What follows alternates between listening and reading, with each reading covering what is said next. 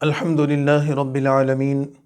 والصلاة والسلام علی اشرف الانبیاء والمرسلین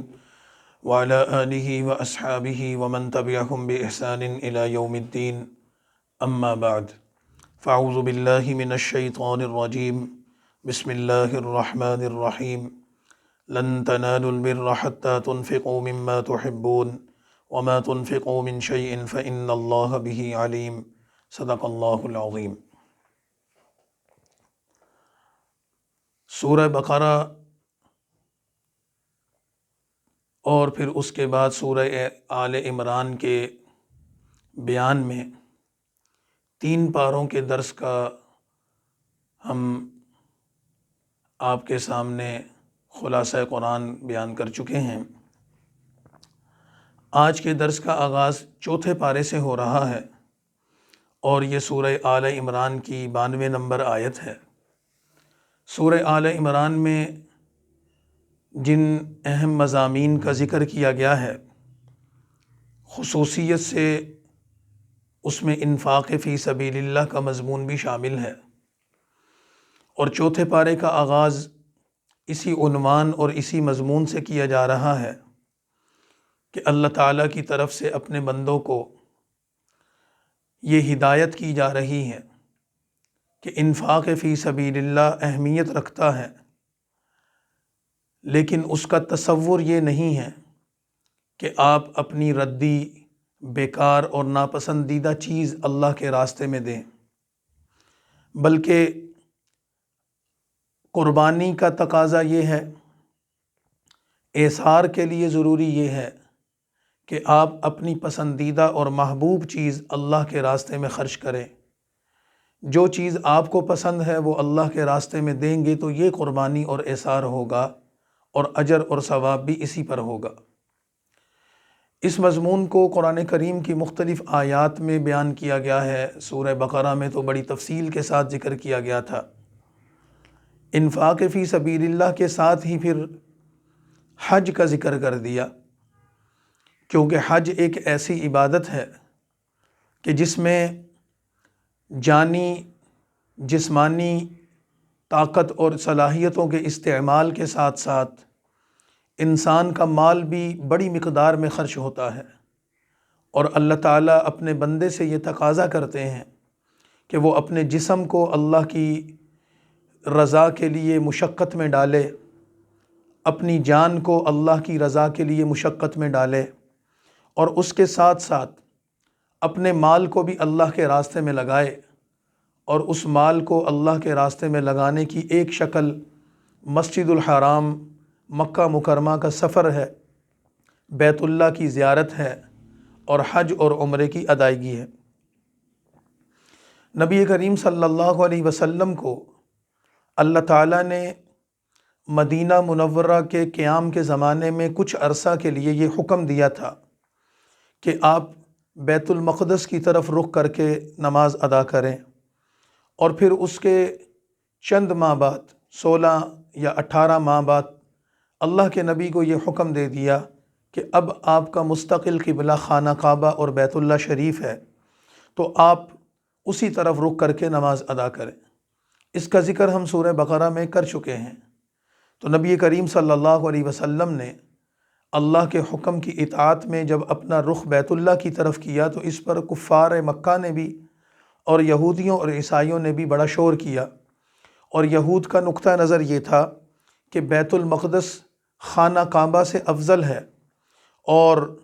اس کو جو شرف حاصل ہے وہ دنیا کی کسی اور عمارت کو شرف حاصل نہیں ہے۔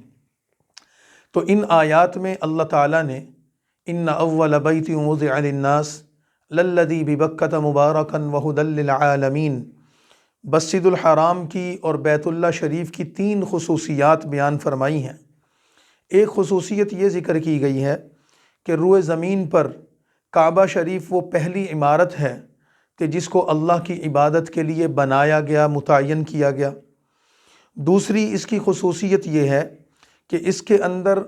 اس کی افضلیت اور اس کے اشرف ہونے کی بہت ساری نشانیاں پائی جاتی ہیں جو اس کی فضیلت پر دلالت کرتی ہیں، اور پھر اسی طرح اس بیت اللہ کے ساتھ مقام ابراہیم موجود ہے، زمزم کا کنواں موجود ہے، بیت اللہ ہی کا ایک حصہ حتیم موجود ہے جو بیت اللہ کے شرف اور اس کے مقام اور مرتبے کو ظاہر کرتا ہے۔ اور یہ ساتھ ہی ذکر کر دیا کہ جو شخص حرم میں داخل ہوگا، من دخلہ کان آمینا، امن والا ہو جاتا ہے۔ تو کسی گھر میں داخل ہو کر اس کو دائمی امن حاصل ہو جائے، یہ فضیلت، یہ شرف اور یہ عزت صرف اور صرف خانہ کعبہ کو حاصل ہے۔ اس کے علاوہ کسی گھر کو، کسی مقام کو یہ فضیلت حاصل نہیں ہے۔ تو اس شرف والی عمارت کی ان خصوصیات کو اگر سامنے رکھا جائے تو دنیا میں خانہ کعبہ سے بڑھ کر عزت اور شرف والی عمارت کوئی موجود نہیں ہے، جس کی براہ راست تعمیر کا حکم اللہ تعالیٰ نے خود دیا۔ اور حدیث میں آتا ہے کہ اس کی تعمیر اول تو فرشتوں نے کی تھی، جبرائیل نے گویا کہ اس کا نقشہ بنایا، اس کی بنیادیں رکھیں، اور اس کے انسانوں میں معمار حضرت ابراہیم خلیل اللہ علیہ السلام تھے، اور ان کے ساتھ معاونت ان کے بیٹے حضرت اسماعیل نے کی۔ دو پیغمبروں کے ہاتھوں سے اس گھر کی تعمیر ہوئی، فرشتوں نے جس کی بنیادوں کو تعمیر کیا، اور دنیا بھر میں واحد مقام اور عبادت گاہ ہے جس کی زیارت کے سفر کے لیے پوری دنیا سے بلا تفریق لوگ آتے ہیں، اور سالانہ ہزاروں نہیں، لاکھوں نہیں، شاید کروڑوں کی تعداد میں وہاں پہنچتے ہیں۔ اس مقام کی افضلیت اور اس کے شرف کو بیان کرنے کے بعد اللہ تعالیٰ نے حج کی فرضیت کا ذکر کیا کہ جس شخص کے پاس استطاعت موجود ہے، مالی استطاعت ہو اور جسمانی استطاعت ہو، اس پر حج فرض ہو جاتا ہے، اور اس کو بلا تاخیر حج ادا کرنا چاہیے۔ ارکان اسلام میں سے ایک بنیادی رکن حج ہے، جو مسلمان مالداروں پر زندگی میں ایک مرتبہ فرض ہوتا ہے، اور بلا عذر اس میں تاخیر کرنے سے گناہ ہوتا ہے۔ رسول اللہ صلی اللہ علیہ وسلم نے یہاں تک یہ بات فرمائی ہے کہ اگر کسی شخص کو حج کرنے کی استطاعت حاصل ہوئی، مالی اور جسمانی طور پر وہ اس قابل تھا کہ حج ادا کر سکے، لیکن اس نے بلا عذر حج ادا نہیں کیا، تو آپ نے فرمایا کہ وہ یہودی ہو کر مر جائے یا عیسائی ہو کر مر جائے، مجھے اس کی کوئی پرواہ نہیں ہے۔ اس سے اندازہ ہوتا ہے کہ اس عبادت کی اللہ اور اس کے رسول کے نزدیک کتنی اہمیت ہے۔ پھر اللہ تعالیٰ کے نبی صلی اللہ علیہ وسلم سے ایک سوال کیا گیا۔ کسی شخص نے پوچھا کہ یا رسول اللہ، سب سے پہلی عمارت یا سب سے پہلا مکان جس کو اللہ کی عبادت کے لیے متعین کیا گیا یا تعمیر کی گئی، وہ کون سی تھی؟ تو آپ نے ان کے جواب میں ارشاد فرمایا کہ وہ مسجد حرام تھی۔ تو یہ اس کی اہمیت اور فضیلت ہے کہ قرآن کریم یہ کہتا ہے کہ روئے زمین کا سب سے پہلا گھر جس کو اللہ کی عبادت کے لیے بنایا گیا وہ مسجد حرام ہے۔ مسجد حرام اور حج کی فرضیت اور اس کے احکام کو ذکر کرنے کے ساتھ ہی مسلمانوں کو تقوی اختیار کرنے کا حکم دیا گیا ہے کہ وہ اللہ سے ڈرتے رہیں، اور اس کے ساتھ ہی اللہ کے دین پر ایسے مضبوطی سے چلیں کہ وَاعْتَصِمُوا بِحَبْلِ اللَّهِ جَمِيعًا وَلَا تَفَرَّقُوا، اللہ کی رسی کو یعنی اس کے دین کو، اس کی شریعت کو، اس کے احکامات کو مضبوطی سے پکڑ لیں، اور آپس میں تفرقہ بازی نہ کریں، آپس میں فرقہ بندی کا شکار نہ ہوں، اس سے ان کی قوت ختم ہو جائے گی۔ اور ابن مسعود رضی اللہ تعالیٰ نے ایک صحابی ہیں، وہ یہ بات فرماتے ہیں کہ تقوی کا حق کیسے ادا ہوگا، اللہ تعالیٰ کے بندے اللہ کا حق کیسے ادا کریں گے، تقوی کے تقاضے کیا ہیں؟ تو انہوں نے یہ بات فرمائی ہے کہ اللہ کی اطاعت کی جائے، سب سے پہلے اس کی اطاعت پر کاربند ہوا جائے، اس کی نافرمانی سے بچا جائے، اللہ تعالیٰ کا ذکر کیا جائے، اسے یاد رکھا جائے، کسی بھی حال میں اس کو بھولا نہ جائے، اس کی نعمتوں پر شکر ادا کیا جائے اور کفران نعمت سے بچا جائے۔ یہ تقوی کی ضروریات اور لوازمات میں سے ہے۔ اس کے ساتھ ہی پھر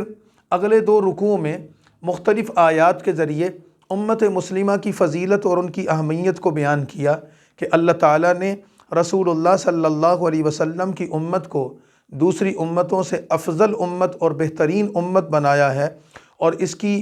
افضل اور بہترین امت ہونے کی تین بنیادی علامات ذکر کی گئی ہیں کہ ایک تو یہ کہ ایمان لانا،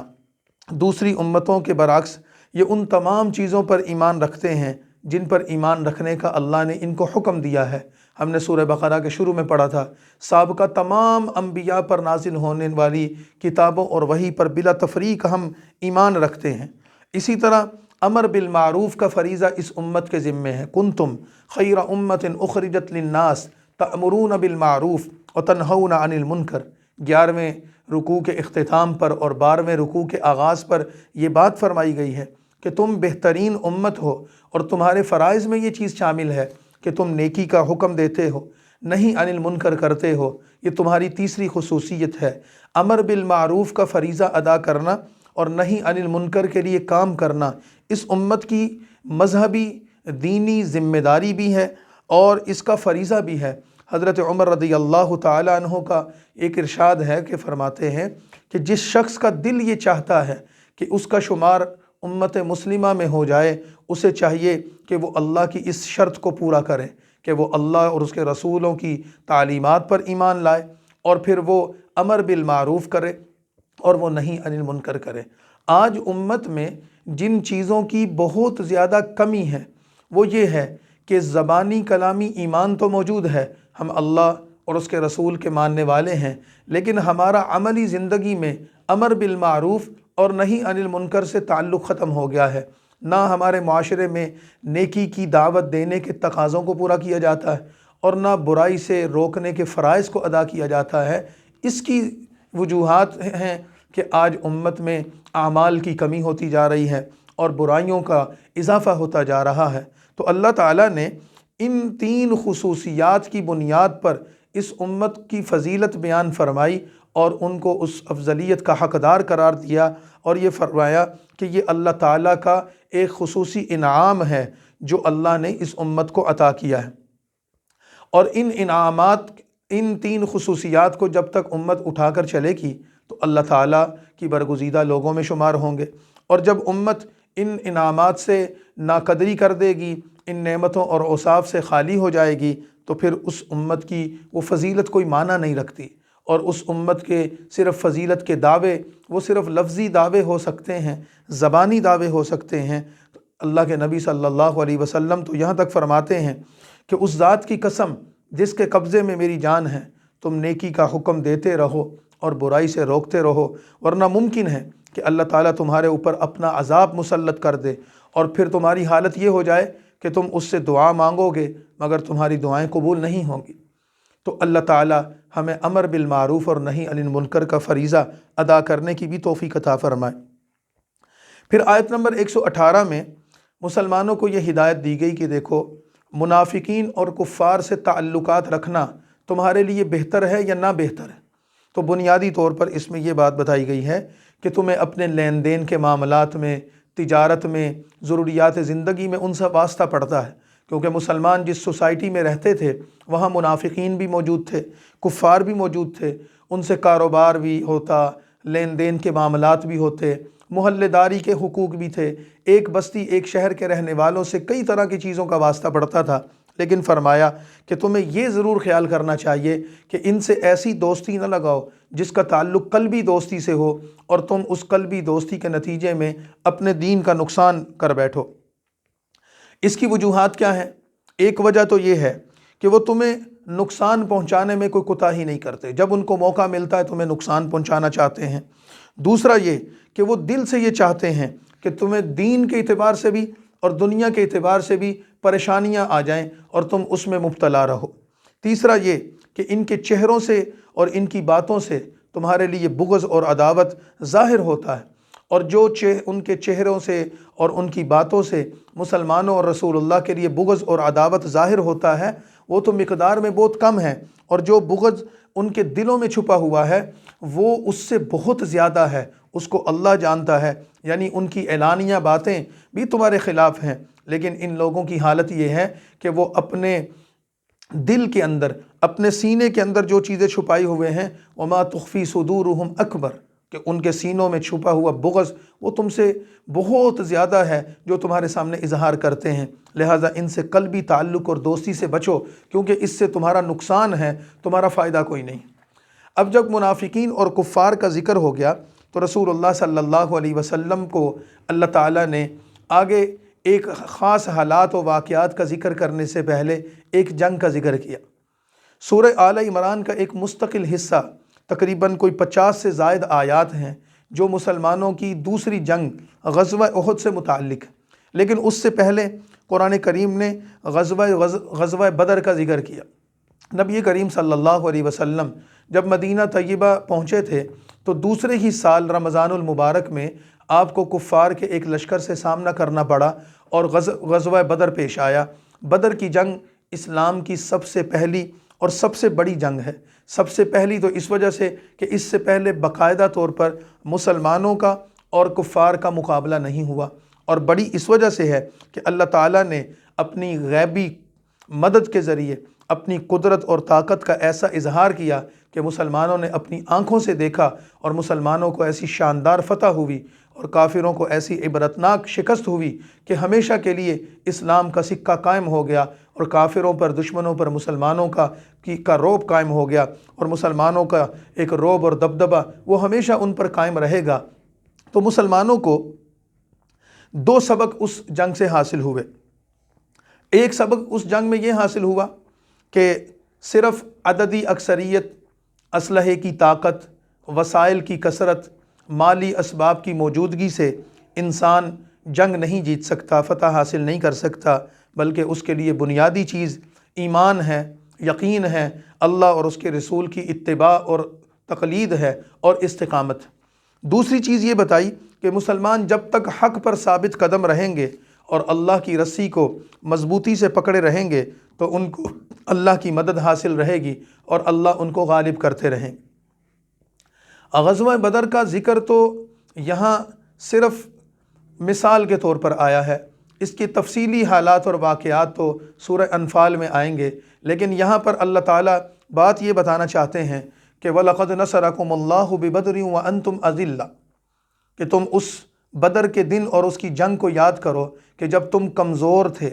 تم عاجز تھے، اپنے دشمن کے مقابلے میں تم بالکل بے بس تھے، لیکن اللہ تعالیٰ نے نصرکم اللہ ببدر،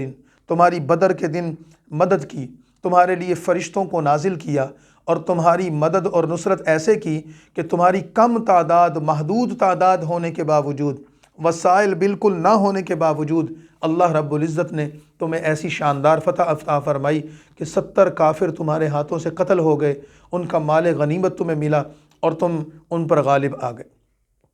اس جنگ کا ذکر کرنے کی بنیادی وجہ کیا ہے؟ اس جنگ کا ذکر کرنے کی بنیادی وجہ یہ ہے کہ آگے آیت نمبر 155 اور اس سے آگے کی تقریباً 55 آیات میں اللہ رب العزت کی طرف سے غزوہ احد کا ذکر کیا جا رہا ہے۔ بدر کی جنگ کے تفصیلی حالات تو انشاءاللہ سورہ انفال میں آئیں گے، لیکن حاصل کلام یہ کہ جب کافر عبرتناک شکست کھا کر مکہ واپس لوٹے تو مشرکین مکہ نے اس بات کا عہد کیا تھا کہ ہم بدر کا بدلہ مسلمانوں سے لیں گے اور اپنے مرنے والوں کے، اپنے قتل ہونے والوں کا خون معاف نہیں کریں گے۔ تو انہوں نے جنگ کی تیاری کی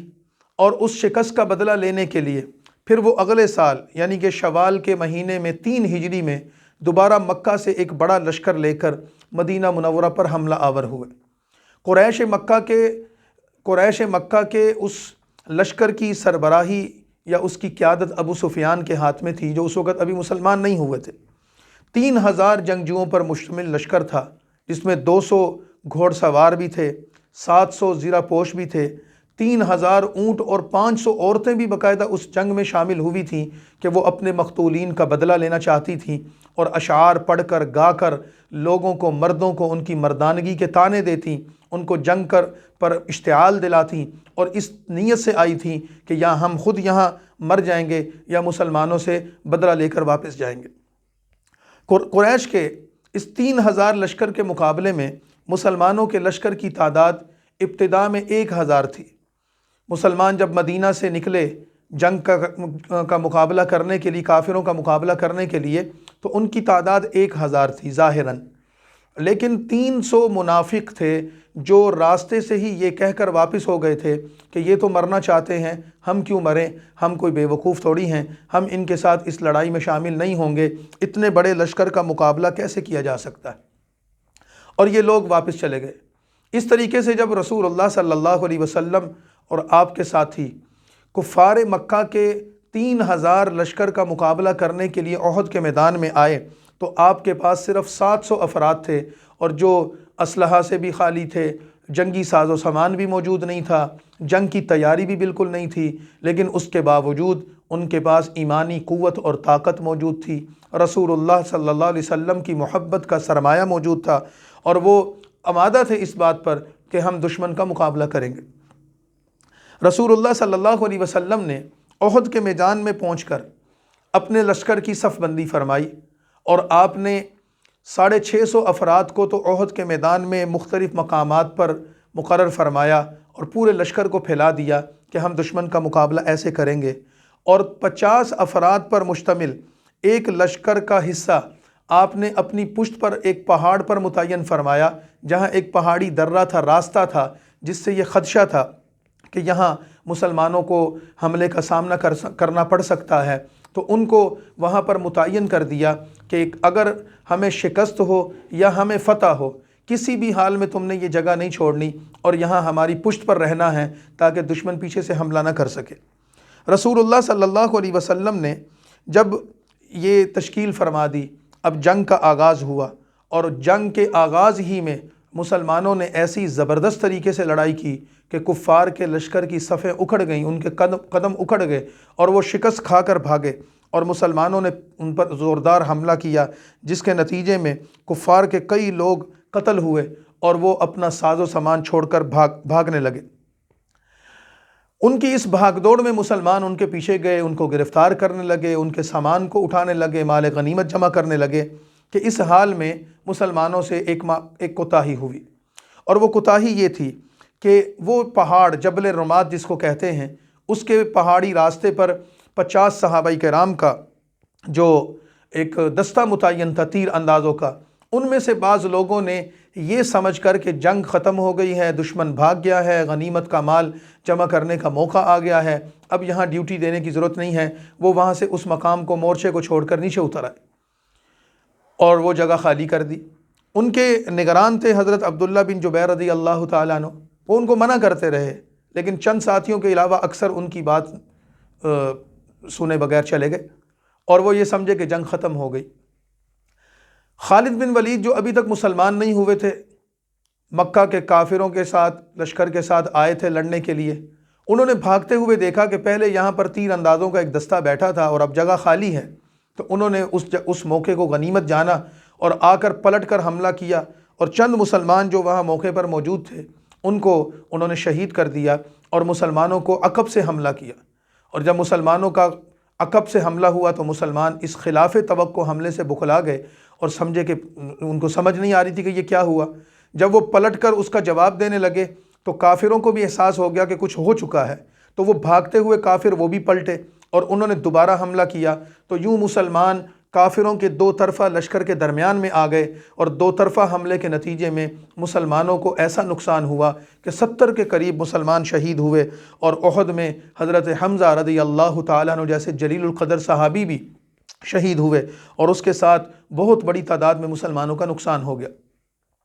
اس نقصان کے نتیجے میں اللہ اور اس کے رسول اللہ کے رسول صلی اللہ علیہ وسلم انتہائی غمگین بھی ہوئے، اور آپ کو صدمہ بھی پہنچا، چچا کی شہادت بھی، 70 ساتھیوں کی شہادت بھی، اور جیتی ہوئی جنگ بظاہر اس کا پانسا پلٹ گیا اور مسلمانوں کو نقصان ہوا، اور یہ رسول اللہ صلی اللہ علیہ وسلم کو احساس تھا اس بات کا کہ اگر میری ہدایت پر کامل طریقے سے عمل کیا جاتا تو یہ نقصان نہ ہوتا، لیکن اب غلطی ہو چکی تھی۔ دوسری طرف منافقین نے شر انگیزی شروع کی کہ ہم تو پہلے ہی کہتے تھے کہ نہ جاؤ، اور ہم نے تو پہلے ہی کہہ دیا تھا کہ نقصان ہوگا، اور ہم نے تو پہلے ہی کہہ دیا تھا کہ شکست ہوگی۔ تیسری طرف مکہ کے قریش اتنی بڑی کامیابی حاصل کرنے کے باوجود بھی اپنا اصل ٹارگٹ اور ہدف حاصل نہیں کر سکے۔ ان کا اصل ٹارگٹ اور ہدف تو یہ تھا کہ مسلمانوں کی چیدہ لوگوں کو قتل کر دیں، اور نعوذ باللہ بالخصوص رسول اللہ صلی اللہ علیہ وسلم کو شہید کر دیں، لیکن وہ ادھوری فتح لے کر واپس مکہ کی طرف چلے گئے، اور راستے میں جا کر ان کو یہ خیال آیا کہ ہم تو آدھی جنگ جیت کر آئے ہیں، اور ہم تو مسلمانوں کی چیدہ لوگ اور ان کے خاص لوگ اور خصوصاً حضور صلی اللہ علیہ وسلم کو تو چھوڑ کر آ گئے ہیں، اگر ہم وہاں سے نہ نکلتے تو ہمارا پلڑا تو بھاری تھا، اور ہم ان کو قتل کر دیتے، تو ان کو اس غلطی کا شدت سے احساس ہوا، تو انہوں نے واپسی کی راہ اختیار کی اور یہ سوچا کہ ہم دوبارہ واپس آتے ہیں اور ایک دفعہ پھر حملہ کرتے ہیں اور مسلمانوں کو دوبارہ جو ان کے جو لوگ رہ گئے ہیں ان کو اپنا نشانہ بناتے ہیں۔ تو اس موقع پر رسول اللہ صلی اللہ علیہ وسلم نے ان کے ارادے کی خبر سن کر خود ہی مکہ مدینہ سے نکل کر احد سے آگے بڑھ کر قریش کے لشکر کا تعاقب کرنے کا فیصلہ فرمایا، اور یہ ارشاد فرمایا کہ جو لوگ ہمارے ساتھ کل جنگ میں شریک تھے وہی اس حملے میں شامل ہوں گے، اور جو ہمارے ساتھ کل شریک نہیں تھے وہ اس حملے میں شامل نہیں ہوں گے۔ صحابہ کرام، ان کا اصرار، ان کا عزم، ان کی وفا اور ان کی استقامت کا مظاہرہ دیکھنے میں کیسے آیا کہ جو کل تک لاشیں گری تھیں اور ان کے بڑے تعداد میں ساتھی شہید ہو گئے تھے، بڑی تعداد میں زخموں سے چور تھے، تھکاوٹ سے چور تھے، انہوں نے رسول اللہ صلی اللہ علیہ وسلم کے حکم پر لبیک کہا، اور وہ لبیک کہہ کر آگے بڑھے، اور انہوں نے نبی کریم صلی اللہ علیہ وسلم کی آواز پر لبیک کہتے ہوئے ہتھیار اٹھائے، سواریاں نکالی اور دشمن کے مقابلے کے لیے آگے بڑھ گئے۔ رسول اللہ صلی اللہ علیہ وسلم کے لشکر کی پیش قدمی کا یہ فائدہ ہوا کہ قریش مکہ کا لشکر یہ بات سن کر ہی گھبرا گیا اور اپنے ارادے سے باز آ گیا، اور ابو سفیان اپنے ساتھیوں کو لے کر دوبارہ مکہ کی طرف روانہ ہو گیا، اور یہ کہہ کر کہ ہم دوبارہ لڑنے کے لیے آئیں گے، فی الحال ہم جنگ کا ارادہ ملتوی کرتے ہیں۔ اسلام کی تاریخ میں، سیرت طیبہ میں، رسول اللہ صلی اللہ علیہ وسلم کے اس قافلے کو جو مدینہ سے تقریباً 8 میل دور ان پر حملہ کرنے کے لیے مزید آگے بڑھا، اس کو غزوہ حمراء الاسد کے نام سے یاد رکھا جاتا ہے کہ اس مقام پر رسول اللہ صلی اللہ علیہ وسلم پہنچے لیکن جنگ کی دوبارہ نوبت نہیں آئی۔ قریش مکہ بے شک واپس ہو گئے، مسلمانوں کا اچھا خاصا نقصان کر چکے تھے، لیکن اللہ تعالیٰ نے مشرکین کے دل میں رعب ڈال دیا، اور اس رعب کے نتیجے میں ہی کہ وہ بھاگے، اور ان کو یہ احساس ہوا کہ مسلمانوں کا مقابلہ کرنا ہمارے لیے مشکل ہے۔ رسول اللہ صلی اللہ علیہ وسلم کے ساتھیوں کو جو نقصان ہوا اس جنگ میں، 70 کے قریب صحابہ کرام کی 72 کے قریب شہادت ہوئی، رسول اللہ صلی اللہ علیہ وسلم خود زخمی ہو گئے، حتیٰ کہ مکہ مدینہ میں یہ خبر پھیل گئی کہ نبی کریم صلی اللہ علیہ وسلم شہید ہو گئے، اور اس شہادت کی خبر سن کر بڑے بڑے صحابہ نے حوصلہ چھوڑ دیا، بڑے بڑے صحابہ کرام نے تلواریں پھینک دیں اور یہ خیال کرنے لگے کہ اب ہماری زندگی تو فضول ہے۔ تو جب سیرت طیبہ میں ہم صحابہ کرام کے غزوہ احد کے حالات و واقعات پڑھتے ہیں تو ایک رشک آتا ہے ان کی زندگی پر بھی، ان کے ایمان اور تقوی پر بھی، رسول اللہ اور جنت سے ان کی محبت پر بھی، اور اللہ تعالیٰ کے احکامات پر ان کی اطاعت گزاری پر بھی، کہ وہ کیسے برگزیدہ لوگ تھے کہ انہوں نے ہر حال میں رسول اللہ صلی اللہ علیہ وسلم سے وفا کی۔ ایک صحابیہ عورت کے بارے میں ذکر کیا گیا ہے کہ وہ مدینہ سے نکلیں اور کسی نے ان کو بتایا کہ تمہارے بھائی شہید ہو گیا، تو انہوں نے کہا کہ میرے بھائی کی چھوڑو، مجھے رسول اللہ کی خبر دو۔ تھوڑا آگے بڑھی تو کسی نے کہا کہ تمہارا والد شہید ہو گیا، انہوں نے کہا میرے والد کی چھوڑو، مجھے رسول اللہ کی خبر دو۔ پھر ان کو بتایا گیا کہ تمہارا خامند، تمہارا بیٹا شہید ہو گیا۔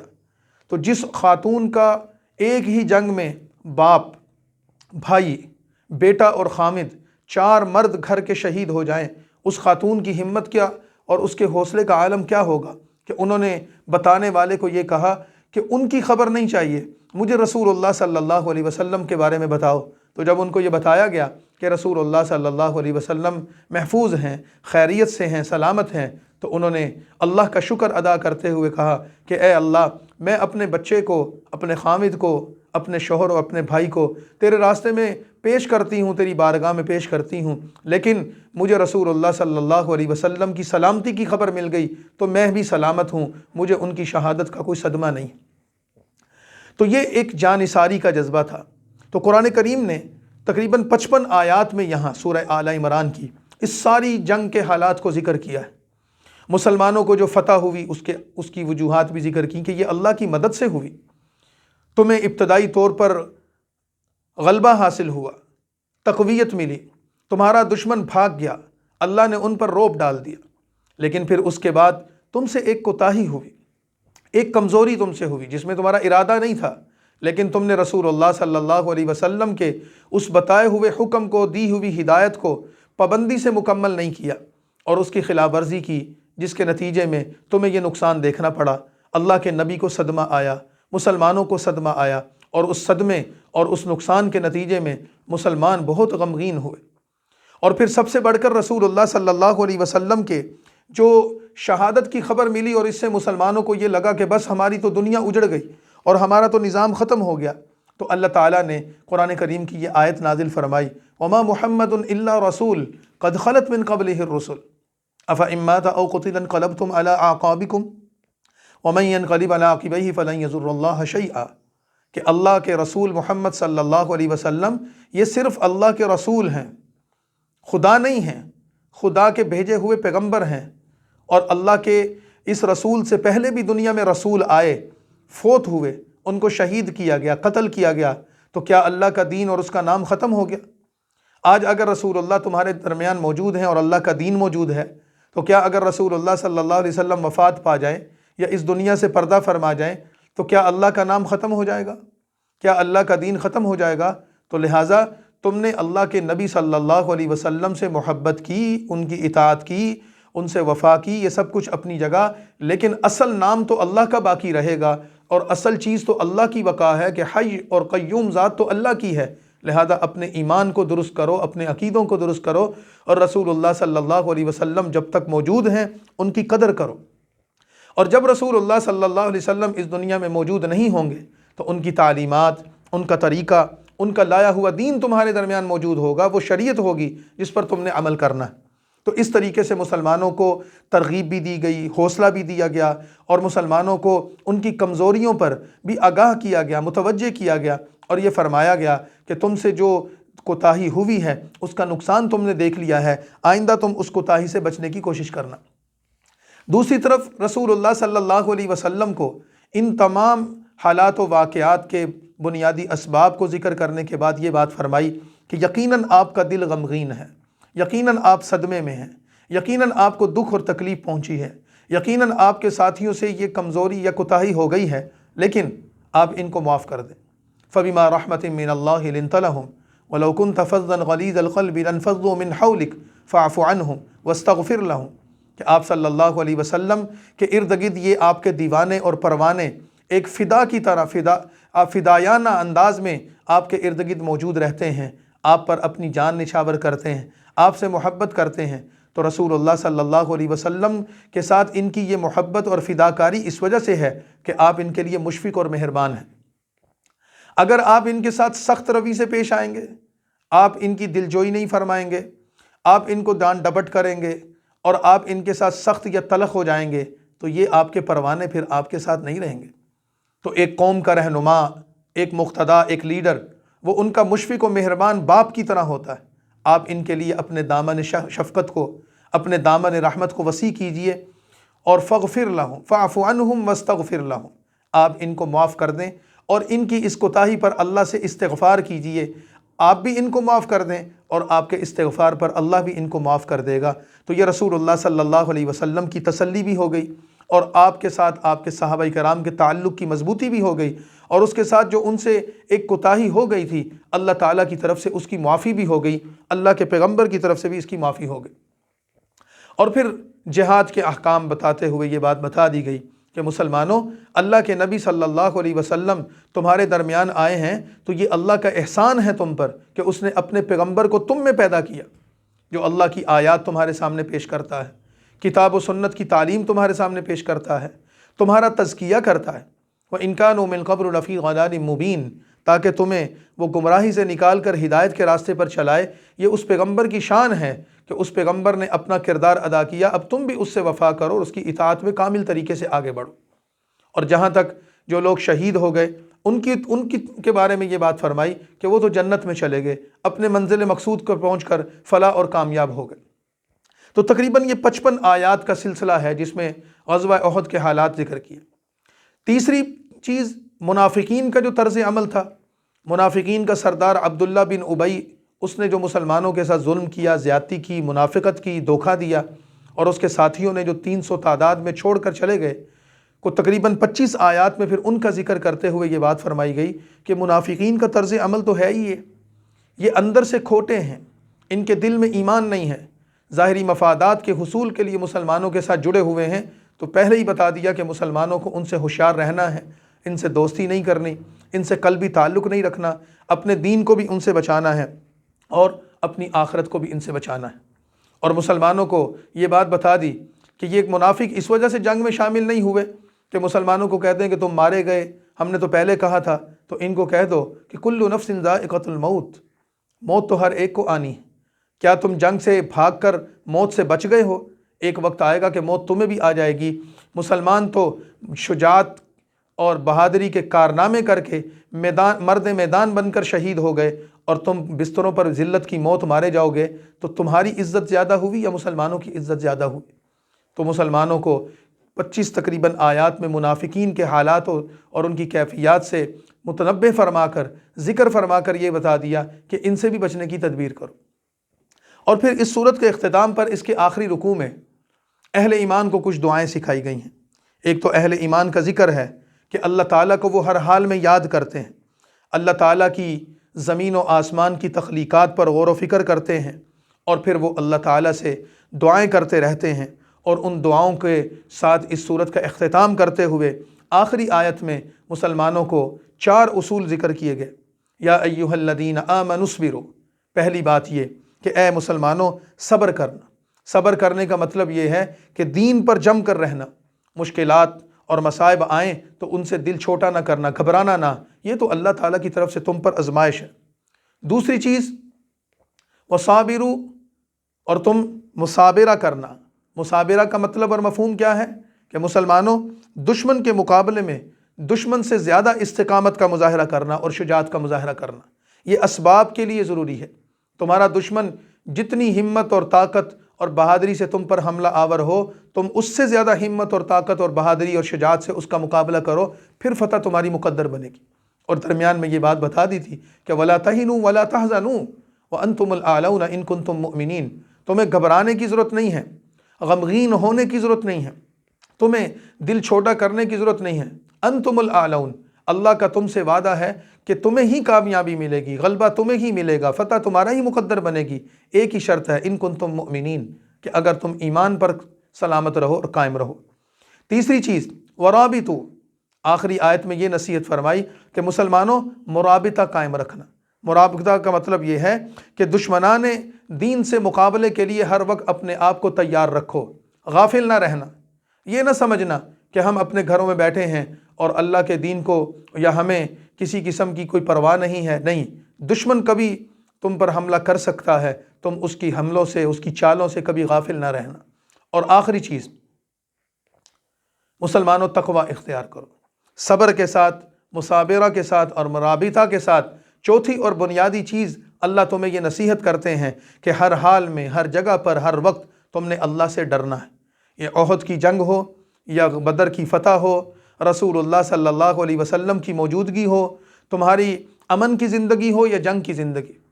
تم خوشی میں ہو یا تم پریشانی میں، ہر حال میں تمہیں تقوی کے راستے کو اختیار کرنا ہے۔ تقوی تمہاری زندگی کی لازمی ضروریات میں سے ہے۔ اگر تم تقوی اختیار کرو گے تو اس تقوی کی بدولت اللہ تعالیٰ تمہیں ہمیشہ سرخرو فرمائیں گے۔ اس مضمون پر اللہ تعالیٰ کے اس کلام کا جو سورہ آل عمران ہے اس کی تکمیل ہو گئی۔ تقریباً 200 آیات ہیں سورہ آل عمران میں، جس کے اہم مضامین کا الحمدللہ خلاصہ بیان کر دیا گیا۔ اس سے آگے قرآن کریم کی جو چوتھی صورت ہے وہ سورۃ النساء ہے۔ سورہ آل عمران میں جیسے بتایا کہ تقریباً 55 آیات میں بڑا حصہ غزوہ احد کے حالات تھے، اور اس میں مسلمانوں کی ایک بڑی تعداد شہید ہو گئی۔ تو جنگ تو ختم ہو گئی، مسلمان مدینہ واپس آ گئے۔ اب مسلمانوں کے لیے نئے امتحانات تھے، نئی مشکلات تھیں کہ شہید ہونے والی عورتیں، شہید ہونے والوں کی عورتیں جو ان کی بیوگان تھیں، ان کے بچے اور بچیاں تھیں، ان کے خاندان تھے، ان کے مال و دولت اور اموال تھے، تو ان کا نظام کیسے چلایا جائے گا؟ ان بیوگان کی کفالت کون کرے گا؟ ان بچوں اور بچیوں کی کفالت کون کرے گا؟ شہید ہونے والوں کے جائیداد کا مالک اور وارث کون ہوگا؟ اس حوالے سے شریعت نے بنیادی احکامات اس صورت میں ذکر کیے ہیں، انشاءاللہ وہ ہم کل بیان کریں گے۔ وآخر دعوانا ان الحمد للہ رب العالمین۔